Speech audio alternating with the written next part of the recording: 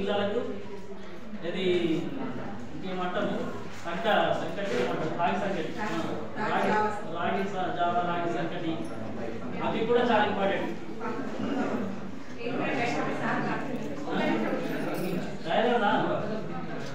మన పిల్లలకు మనం టైం చేయకపోతే ఎలా? ఇప్పుడు ఎవరికో టైం ఇస్తారు కదా, మన పిల్లలకు మనం టైం ఇచ్చినప్పుడు లేకపోతే జీవితాంతం ఏడవలసి వస్తుంది. అయ్యో వాడు ఇలా వాడు ఇప్పుడు చూడండి, నాతో చదువుకున్నవాడు ఒకడు పెయింటింగ్ చేస్తున్నాడు, ఒకడు కూలిపోతున్నాడు. చెప్పినట్టు ఉపాధ్యాయులు చెప్పినట్టు విన్నాను కాబట్టి ఈ స్థాయికి వచ్చాను. సో ఆ విధంగా తల్లిదండ్రులు కూడా ఉంటాయి కదా, మీ పిల్లల్ని మాకంటే ఉన్నత స్థాయిలో చూడాలనుకుంటారు కదా. సో అమ్మాయిలు చాలా మంది ఇప్పుడు ఉన్నత స్థాయిలో రాణిస్తున్నారు, పెద్ద పెద్ద సైంటిస్టులు అవుతున్నారు, అనేక రంగాల్లో రాణిస్తున్నారు. అమ్మాయిలకు కూడా నేను చెప్పేది ఏంటంటే, అమ్మాయిలు దింతే చదివించి 10th తర్వాత పెళ్లి చేస్తామంటే అది చాలా మంచిది కాదు. వాళ్ళు రాణిస్తున్నారు, వాళ్ళు ప్రోత్సహించండి. వాళ్ళు ఇంటర్మీడియట్ తర్వాత ఎంసెట్ ఉన్నది, తర్వాత ఇంజనీరింగ్ అవ్వచ్చు, వాళ్ళకి నచ్చిన స్థాయిలో వెళ్ళిపోతారు. రకరకాల కాంపిటేటివ్ ఎగ్జామ్స్ ఉన్నాయి. ఈ రోజుల్లో మినిమం అనేది డిగ్రీ అయింది. ఇంతకుముందు 10వ తరగతి ఉంటుండే, ఇప్పుడు మినిమం డిగ్రీ. ఆ డిగ్రీ వరకు చదవనియండి. చదివిన తర్వాత వాళ్ళకి ఏ కోర్సులో ప్రావీణ్యత ఉంటే అటువైపు వెళ్తారు. సైన్స్ అంటే సైన్స్, మ్యాథ్స్ అంటే మ్యాథ్స్, అటు వెళ్ళి ఆ విధంగా వాళ్ళు ఏ రంగంలో రాణిస్తే ఆ రంగంలో ముందుకు వెళ్తారు. వాళ్ళకి ఆ విధంగా ముందుకు వెళ్ళే అవకాశం ఉంటుంది. అందరికీ ప్రభుత్వ ఉద్యోగాలు రావాలని ఏం లేదు. ప్రైవేటు రంగంలో కూడా కోట్ల రూపాయల జీతాలు ఉన్నాయి ఈ రోజుల్లో. ఇంజనీరింగ్లో కావచ్చు, మిగతా వాటిలో కావచ్చు. సో మీ అందరు దయచేసి ఆడపిల్లలకు చాలా తక్కువ అంచనా వేస్తున్నారు తల్లిదండ్రులు. కొడుకు ఏదో ఉద్ధరిస్తారని వాడికి డబ్బులు ఇవ్వడము, పాకెట్ మనీ ఇవ్వడము, వాడికి కోళ్ళు ఇవ్వడం. నిజంగా తల్లిదండ్రులు, ముఖ్యంగా తల్లి ఎక్కువ అంటే కొడుకుని ప్రోత్సహిస్తున్నట్టు తెలిసింది సర్వేలో. సో మీరందరూ కూడా దయచేసి ఈ అందరు కూడా విజ్ఞప్తి ఏంటంటే, ఆడపిల్లలను చదివించండి. ఆడపిల్లలు చాలామంది గొప్ప గొప్ప ఆఫీసర్లు ఉన్నారు. కిరణ్ రెడ్డి లేదా ఐపీఎస్ ఆఫీసర్, పెద్ద పెద్ద ఆఫీసర్ ఉన్నారు కదా, ఇప్పుడు పెద్ద పెద్ద మినిస్టర్స్ ఉన్నారు. సో మనం అందరినీ కూడా ఆడపిల్లలను తక్కువ చేయకూడదు. వాళ్ళు కూడా వాళ్ళకి అవకాశం ఇస్తే వాళ్ళు ఉన్నత స్థాయిలో రాణిస్తారు. దయచేసి మీరందరూ కూడా ఆడపిల్లలను చదివించండి. మగపిల్లలను చదివించద్దని కాదు, వాళ్ళు అసలు ఎక్కువ శాతం చెడిపోతున్నారు. మేడం చెప్పినట్టు ఎక్కడైనా, ఇక్కడ కాదు ఏ స్కూల్లో అయినా, ఎక్కడ ఆల్ ఓవర్ సొసైటీలో తొందరగా అడిక్ట్ అవుతున్నారు అలవాట్లకు, చెడు అలవాట్లకు. కాబట్టి ఈ యొక్క ఫోన్లకు కానీ టీవీ చూడొద్దని కాదు, వినోదాలు చూడొచ్చు, కానీ ఏది చూడాలో ఎప్పుడు చూడాలో అది చూడండి. మంచి విషయాలు వస్తాయి అందులో. ఉదయం చాలా మంచి విషయాలు కూడా వస్తాయి.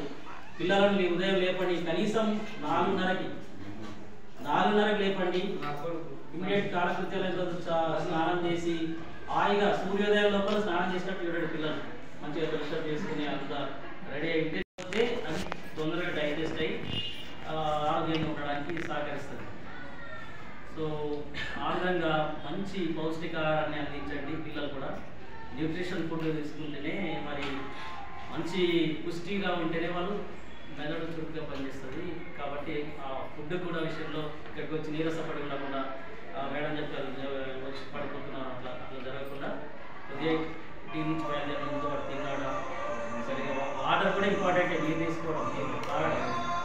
సో ఆ విధంగా ఇవన్నీ కూడా చాలా ఇంపార్టెంట్. ప్రతి ఒక్కటి కూడా తల్లిదండ్రులు అబ్జర్వ్ చేయాలి. చదవకపోతే ఇమీడియట్ రావాలి. ఉపాధ్యాయులు ఏ సబ్జెక్ట్లో వెనుకబడి ఉన్నాడో మీరు వచ్చి మాట్లాడాలి. వీళ్ళందరూ కూడా చాలా సంతోషిస్తారు. ఇక్కడ భయపడే వాళ్ళు ఎవరు లేరు. మీరు ఎప్పుడైతే మీ యొక్క పిల్లల యొక్క బాగుని మీరు వచ్చి మా బాబు వస్తున్నారంటే ఇంకా సంతోషంగా వారికి కౌన్సిలింగ్ ఇచ్చి చదువు చెప్పే అవకాశం ఉంటుంది. కాబట్టి దయచేసి మీరు ఎవ్రీ మంత్, ప్రతి నెల శిక్షణ ఉంటే చదువు, క్రమశిక్షణ లేకపోతే వాళ్ళకి అన్ని అధోగతి పత్రం స్టార్ట్ అవుతుంది. మేమందరం కూడా ప్రభుత్వ పాఠశాల చదివిన వాళ్ళమే, క్రింది స్థాయి నుంచి వచ్చిన వాళ్ళమే. మీకు తెలిసి ఏపీజే అబ్దుల్ కలాం గారు వాళ్ళు, ఆయన అబ్దుల్ కలాం ఎక్కడి నుంచి వచ్చాడు?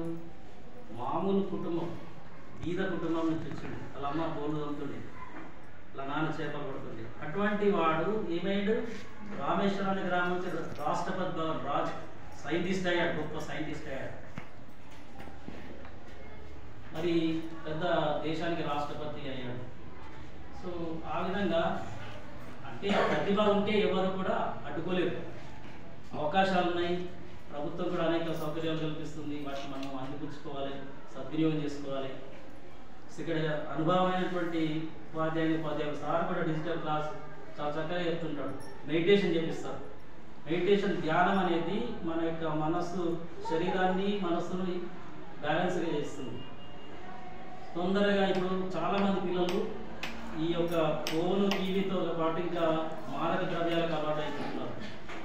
ఏది గంజాయి, మత్తు పదార్థాలు, సిగరెట్, అవి కూడా దూరం చేయండి, వాటిని కూడా లైట్గా తీసుకోకండి. అవి కూడా మీ పిల్లలని వాళ్ళ యొక్క అనాలోచిత ఆలోచనల వైపు మళ్ళిస్తాయి. అవి కూడా చాలా ఇంపార్టెంట్. ఈ క్రూషియల్ స్టేజ్, ఈ ఎస్ఎస్సి వరకు వాళ్ళని కంట్రోల్ చేస్తే రాబోయే ఇంటర్మీడియట్లో చక్కగా పోతారు.